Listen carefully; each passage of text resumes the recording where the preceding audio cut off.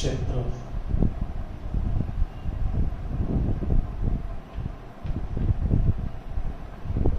તેની સામાન્ય વ્યાખ્યા કોઈ પણ વિદ્યુત ભારની અથવા તો વિદ્યુત ભાર તંત્રની આજુબાજુ જેટલા વિસ્તારમાં તેની અસર પ્રવર્તતી હોય તે વિસ્તારને વિદ્યુત ક્ષેત્ર કહે છે. જેને સમજવા માટે આપણે કોઈ વિદ્યુત ભાર લેવાનું ક્યુ, ચલો એને આપણે યામાક્ષ પદ્ધતિના ઉદ્ગમ બિંદુ પર જ લઈ લઈએ. યામાક્ષ પદ્ધતિ છે, XY છે. આપણે ભણી ગયા એ પ્રમાણે આને ઉદ્ગમ બિંદુ કહેવાય. અહીંયા કોઈ વિદ્યુત ભાર લઈ લઈએ કેપિટલ ક્યુ, બરાબર. તો હવે આ કેપિટલ ક્યુ વિદ્યુત ભારના કારણે એનાથી OP બરાબર R અંતરે આવેલા બિંદુ P પાસે આપણે કોઈ એક બીજો વિદ્યુત ભાર સ્મોલ q મૂકીએ. R અંતરે કોઈ બીજો બિંદુવત વિદ્યુત ભાર સ્મોલ q મૂકીએ. કેમ? આની અસર જાણવા માટે. તો આ બંને વચ્ચે લાગતું બળ એ કયા નિયમ અનુસાર આપી શકાય? યસ, કુલમ્બના નિયમ અનુસાર. બળ સદિશ લઈએ અને r અંતરે છે એટલે F સદિશ r k અથવા 1/4π0 Q1 Q2 Q1 તરીકે કેપિટલ Q, Q2 તરીકે small q upon r square. અહીંયા સદિશ કર્યું એટલે મૂલ્ય સાથે એકમ સદિશ r કેરેટ આવે, બરાબર. આ સૂત્ર તો આપણે ભણી ગયેલા છીએ. બે બિંદુવત વિદ્યુત ભાર વચ્ચે લાગતું વિદ્યુત બળ. હવે વિદ્યુત ક્ષેત્રની વાત કરવી તો વિદ્યુત ક્ષેત્રની વ્યાખ્યા અનુસાર વિદ્યુત ક્ષેત્ર E અથવા r અંતરે E બરાબર F/Q, બરાબર ને. પરીક્ષણ વિદ્યુત ભારની અસર જો આપણે નાબૂદ કરીએ તો આપણે જાણી શકીએ કે આની કેટલા વિસ્તારમાં અસર પ્રવર્તે. જો આને દૂર કરીએ તો આ હશે તો બંને વચ્ચે બળ જ લાગવાનું. પણ વૈજ્ઞાનિકોએ વિચાર્યું કે જો આ વિદ્યુત ભારને દૂર કરીએ તો અહીંયા કશું હોવું જોઈએ. બસ જે છે એને વિદ્યુત ક્ષેત્ર અથવા વિદ્યુત ક્ષેત્રની તીવ્રતા કહેવાય. એટલે આપણે F ને શેના વડે ભાગવું પડે? હા બોલો, Q વડે, બરાબર ને. તો જ આપણે આની અસર જાણી શકીએ. ચલો તો Q વડે ભાગશો તો અહીંયા બાકી શું રહેશે? તો કે સ્મોલ q ઉડી જાય તો 1/4π0 capital Q upon r square into r caret. આને કહેવાય બિંદુવત વિદ્યુત ભાર વડે ઉદ્ભવતું વિદ્યુત ક્ષેત્ર. યાદ રહી જાય. ટૂંકમાં જો મૂલ્યમાં આપણે લઈએ તો સિમ્પલ શબ્દોમાં યાદ રહી જાય. E બરાબર આને k કહીએ તો kq upon r સ્ક્વેર. ખાસ ધ્યાન રાખજો, વિદ્યુત ક્ષેત્રનું મૂલ્ય E બરાબર kq upon r સ્ક્વેર અને બીજું E બરાબર F/Q. આ બંને સૂત્રો એક્ઝામ્પલ અને MCQ માટે ખૂબ જ અગત્યના. આના ઉપરથી એની વ્યાખ્યા પણ આપી શકાય કે દેખો આ વિદ્યુત ક્ષેત્ર છે એટલે આપણે જે પહેલા કીધું એ પ્રમાણે વિદ્યુત ભારની આજુબાજુનો વિસ્તાર, રાઈટ. કોઈ પણ વિદ્યુત ભાર તંત્રની આજુબાજુના વિસ્તારમાં કોઈ બિંદુ આગળ રહેલા એકમ ધન વિદ્યુત ભાર પર લાગતા વિદ્યુત બળને તે બિંદુ આગળનું વિદ્યુત ક્ષેત્ર કહે છે. ફરીથી બોલું છું, કોઈ પણ વિદ્યુત ભાર તંત્રની આજુબાજુના અથવા તો આસપાસના વિસ્તારમાં રહેલા કોઈ બિંદુ, અહીંયા બિંદુ P છે, એકમ ધન વિદ્યુત ભાર પર લાગતા વિદ્યુત બળને તે બિંદુ આગળનું વિદ્યુત ક્ષેત્ર કહીશું. હવે કાલે આપણે વાત કરી તે પ્રમાણે વિદ્યુત ક્ષેત્ર કેવી રાશિ છે? યસ, સદિશ રાશિ છે. તેની દિશા ક્યાં હોય? તેના ઉપર લાગતા બળની દિશામાં, એટલે કે F ની દિશામાં. ચલો એના પછી આપણે એનો એકમ, આનો એકમ કયો થશે? તો કે F/Q, એટલે ન્યૂટન પર કુલમ. બીજો એકમ તો કે બીજા ચેપ્ટરમાં ભણીશું વોલ્ટ પર મીટર. બરાબર. પારિમાણિક સૂત્ર કાલે મેં મેળવીને આપેલું. યસ, ન્યૂટનનું m1 L1 T-2 અને એક T ઉપર જાય એટલે T-3 A-1. રાઈટ. આ થઈ ગયું બિંદુવત વિદ્યુતભાર વડે ઉદ્ભવતું વિદ્યુત ક્ષેત્ર. હવે આપણે એને સમજવા માટે એના કેટલાક મહત્વના મુદ્દાઓ ધ્યાનમાં લઈએ કે જેમાંથી કોઈ MCQ પૂછી શકે. બહુ સિમ્પલ વસ્તુ છે. હા, તો દેખો સૂત્ર પ્રમાણે E બરાબર F/Q. તો પહેલો મુદ્દો એવો કહે છે કે વિદ્યુત ક્ષેત્ર એ એકમ ધન વિદ્યુત ભાર પર લાગતું બળ દર્શાવે છે. બરાબર. કોઈ પણ બિંદુએ વિદ્યુત ક્ષેત્ર એ તે બિંદુએ એકમ ધન વિદ્યુત ભાર પર લાગતું બળ દર્શાવે છે. યાદ રહી જાય? ઓકે. બીજો પોઈન્ટ, વિદ્યુત ક્ષેત્ર ઉત્પન્ન કરતા વિદ્યુત ભારને સ્ત્રોત વિદ્યુત ભાર કહેવાય. તો બોલો છે અહીંયા સ્ત્રોત વિદ્યુત ભાર કોણ છે? Yes, capital Q. રાઈટ. કારણ કે ઉત્પન્ન કરે છે. ફરીથી ભાઈ, વિદ્યુત ક્ષેત્ર ઉત્પન્ન કરતા વિદ્યુત ભારને સ્ત્રોત વિદ્યુત ભાર કહે છે. અને વિદ્યુત ક્ષેત્ર છે એની અસર અથવા તેમની તીવ્રતા માપવા વપરાતા વિદ્યુત ભારને પરીક્ષણ વિદ્યુત ભાર કહેવાય. બોલો અહીંયા પરીક્ષણ વિદ્યુત ભાર કોણ છે? Small q. ફરીથી પરીક્ષામાં પૂછી શકે છે વિદ્યુત ક્ષેત્ર ઉત્પન્ન કરતા વિદ્યુત ભારને ખાલી જગ્યા કહે છે. શું કહેવાય? સ્ત્રોત વિદ્યુત ભાર. અને વિદ્યુત ક્ષેત્રની તીવ્રતા માપવા વપરાતા વિદ્યુત ભારને ખાલી જગ્યા કહે છે. તો શું કહેવાય? પરીક્ષણ વિદ્યુત ભાર. ત્રીજો પોઈન્ટ કીધું તો આપણે કે ભાઈ પરીક્ષણ વિદ્યુત ભાર નું મૂલ્ય કેવું હોવું જોઈએ? શક્ય તેટલું નાનું હોવું જોઈએ. કારણ કે એના લીધે મૂળ વિદ્યુત ભાર છે એના સ્થાનમાં ફેરફાર ના થાય. એટલા માટે પરીક્ષણ વિદ્યુત ભારનું મૂલ્ય શક્ય તેટલું નાનું, એટલે કે Q ટેન્ડ્સ ટુ 0 હોવું જોઈએ. Q ટેન્ડ્સ ટુ 0 હોવું જોઈએ. બરાબર.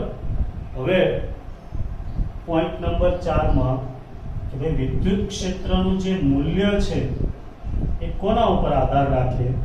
તો કે એક તો વિદ્યુત ક્ષેત્ર ઉત્પન્ન કરતા વિદ્યુત ભાર, એટલે કે સ્ત્રોત વિદ્યુત ભાર કેપિટલ Q, અને બીજું એમનો સ્થાન સદિશ R પર આધાર રાખે. જે બંને વસ્તુ કાલે આપણે સમજાવી હતી.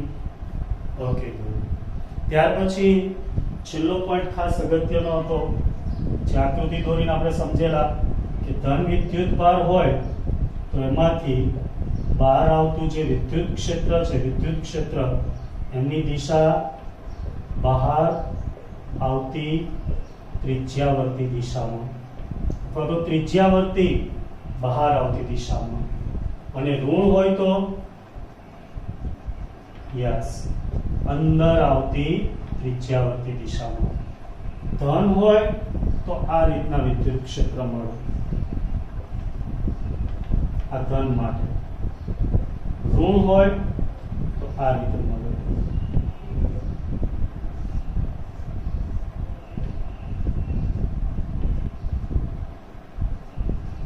રાઈટ, સમજ પડી?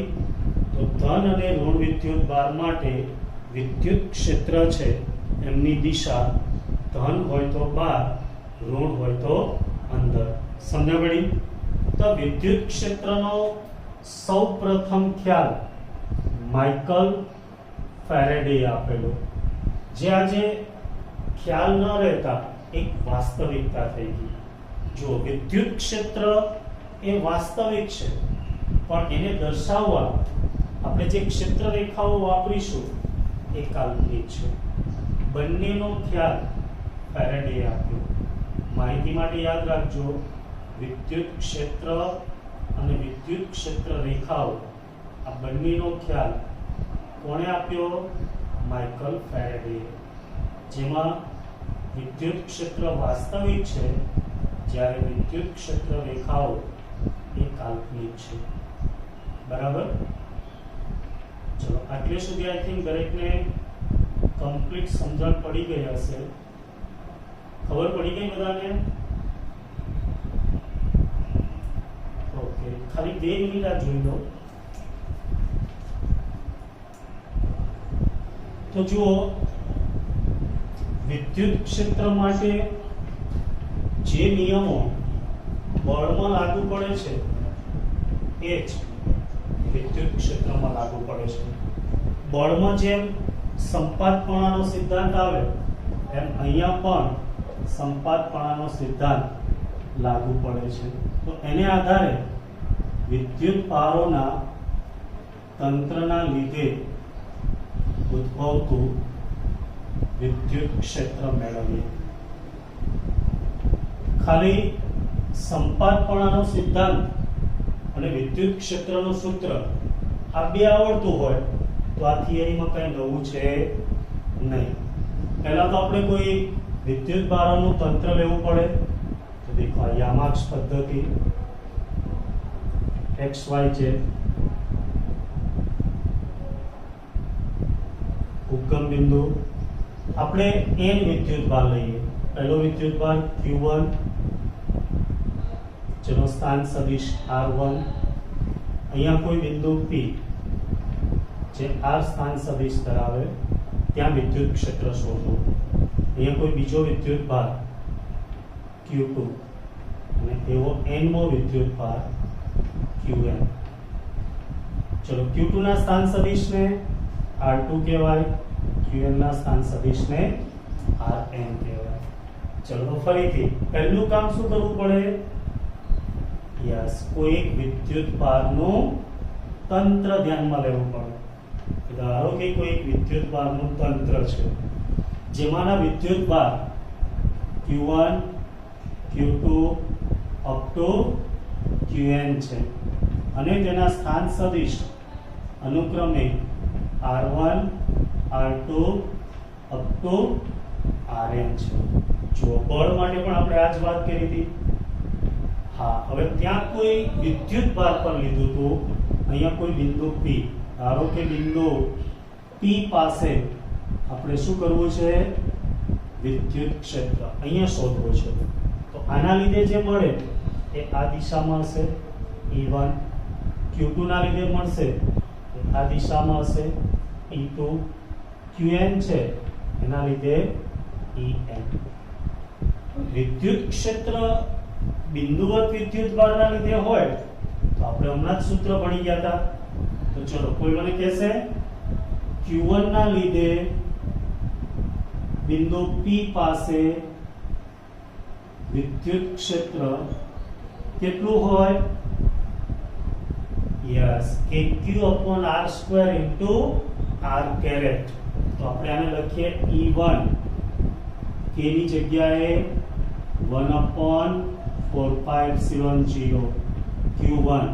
હવે જુઓ, અહીંયા તમે R1P પણ લખી શકો અને ખાલી R1 પણ લખી શકો. તો આપણે R1 લખીએ, R1², અને એની દિશાનો એકમ સદિશ R1 કેરેટ. તમારી બુકમાં R1P લખ્યું છે, એટલે કે Q1 થી P નું અંતર, જેને આપણે ડાયરેક્ટ સ્થાન સદિશ R1 જ કહી દઈએ.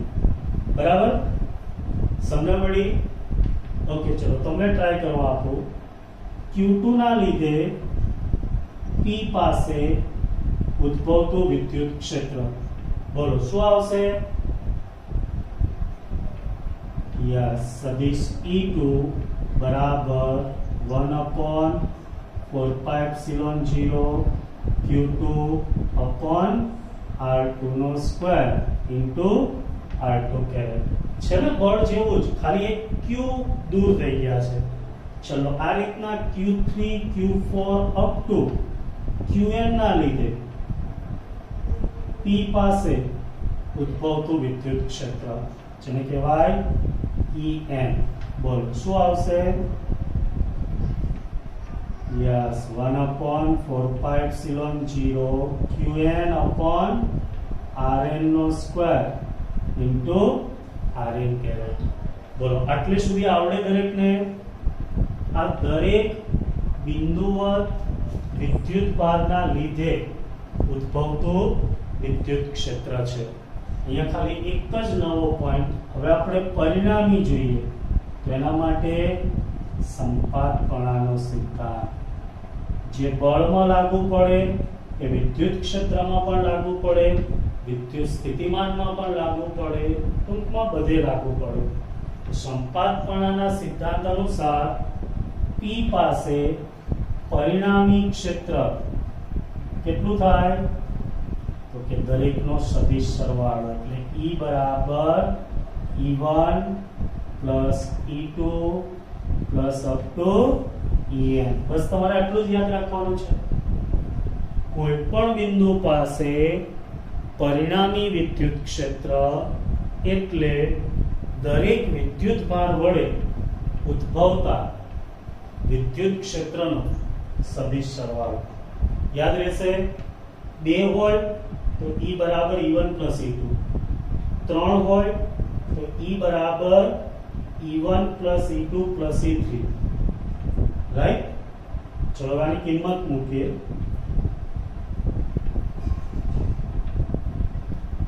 તો તેથી E બરાબર, ચલો E1 ની જગ્યાએ શું લખાય?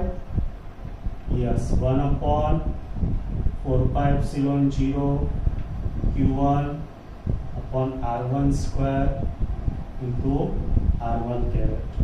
E2 ની જગ્યાએ શું લખાય?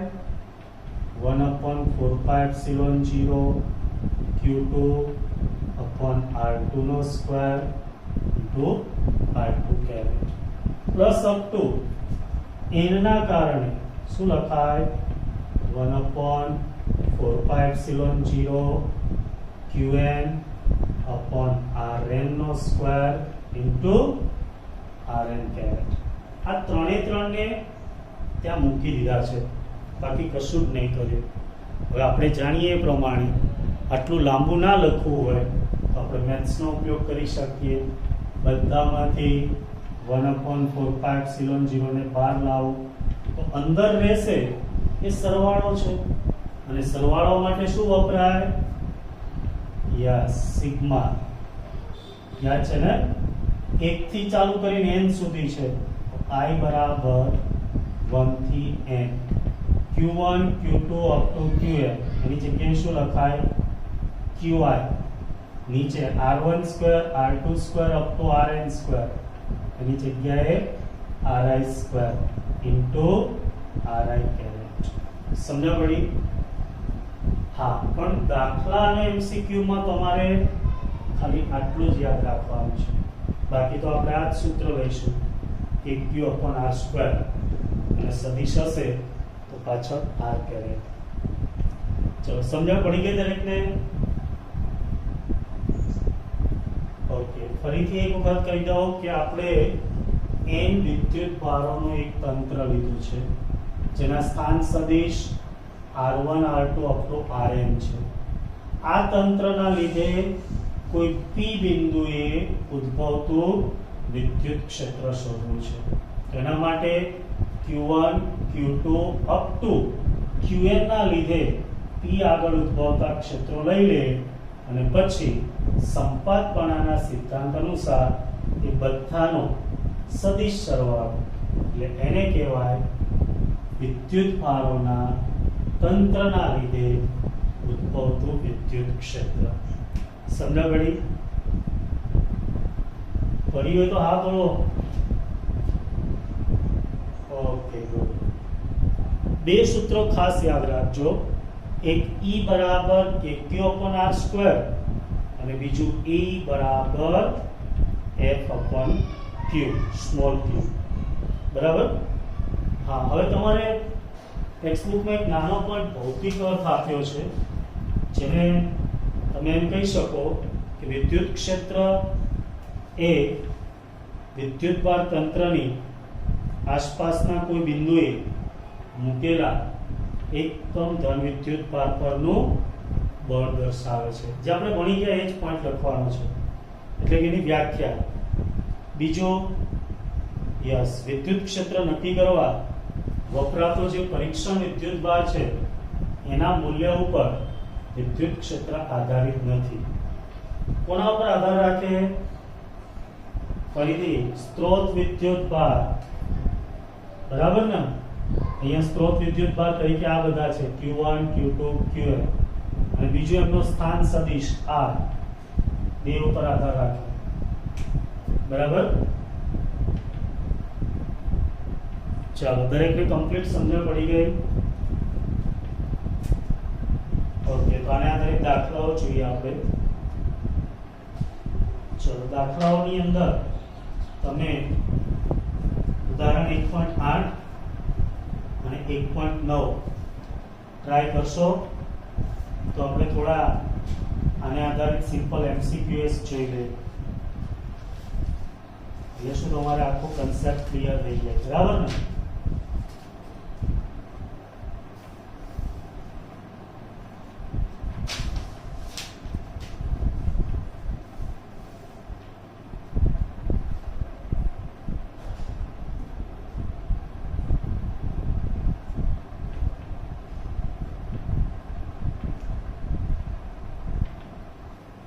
ઓકે, ચલો, પહેલો મને જવાબ આપજો.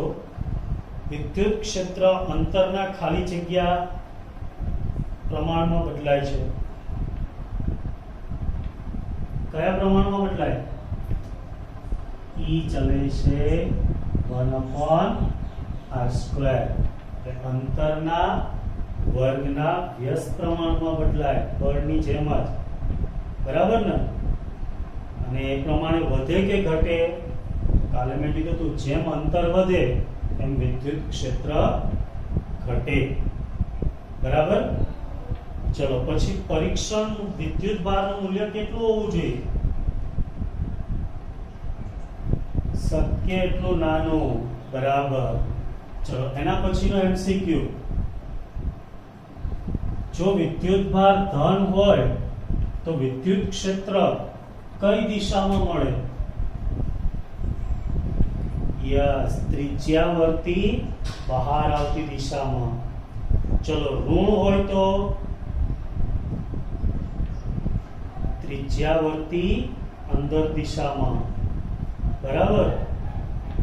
ઓકે, ચલો, જો આપણે કોઈ ચોરસ લઈએ કે જેના દરેક બિંદુ પર સમાન વિદ્યુતભાર Q હોય તો એના કેન્દ્ર આગળ પરિણામી વિદ્યુત ક્ષેત્ર કેટલું થાય? 0. જેમ બળ 0 થાય એમ વિદ્યુત ક્ષેત્ર પણ 0 થાય. બરાબર? ચલો, તો હવે એક સિમ્પલ ક્વેશ્ચન પૂછી અને આગળ વધીએ.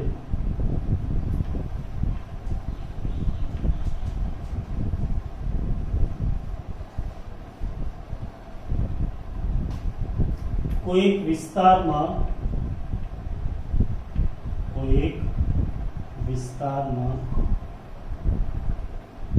વિદ્યુત ક્ષેત્ર 2 × 10⁵ ન્યૂટન પર કુલમ છે. તો તે વિસ્તારમાં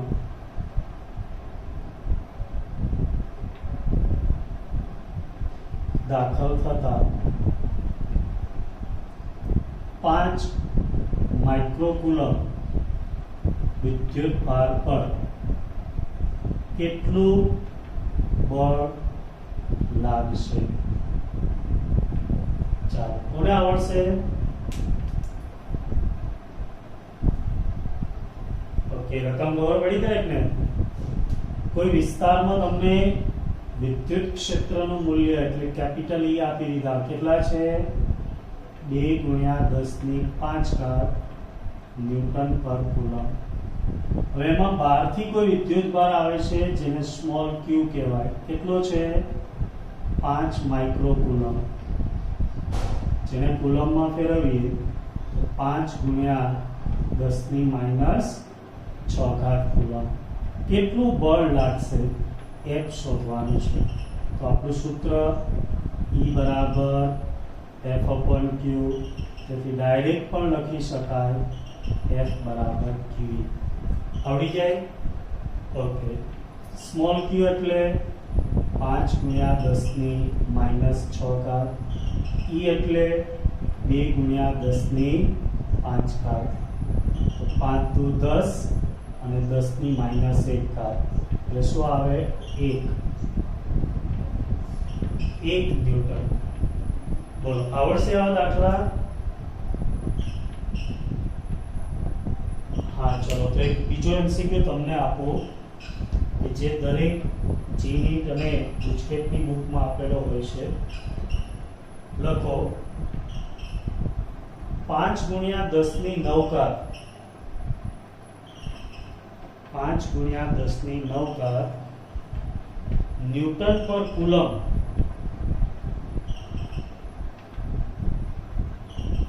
જેટલા સમાન વિદ્યુત ક્ષેત્રમાં મૂકેલા આલ્ફા કણ પર કેટલું વિદ્યુત બળ લાગશે?